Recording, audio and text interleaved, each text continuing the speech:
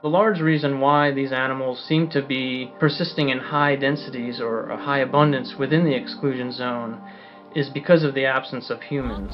It's absolutely normal way, normal road. As you drive around the exclusion zone, you're overcome by all the lush nature.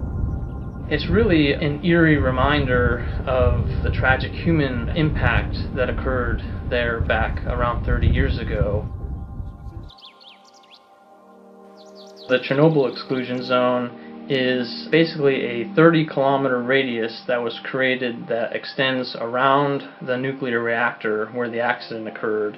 And within that 30-kilometer zone, that's where preventative measures were taken to exclude people. So all the towns, villages, cities within that area, that 30-kilometer area, were evacuated.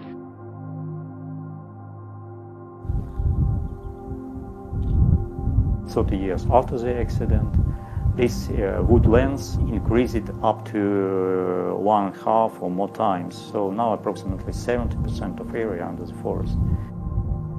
If we talk about large mammals like carnivores and ungulates, it's really good habitat because it's a wild territory now, and especially this very wild spots along the border with Belarus, and also many different water sources like lakes and rivers and springs.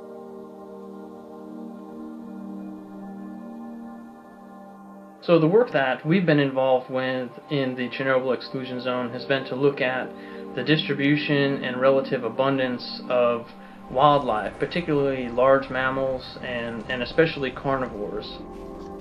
Specifically looking at radiation contamination. So as you move from areas of low to high contamination, do you see a subsequent drop-off in the number of species that you detect, the relative abundance of those animals? The species we most commonly documented were raccoon dogs, large numbers of photographs of gray wolves, red fox, Eurasian boar, Eurasian badger. When we have human-dominated landscapes, we have lower densities of animals, especially animals that come into conflict with humans like wolves. And so after people were removed, even though the landscape was highly contaminated, it allowed them to increase.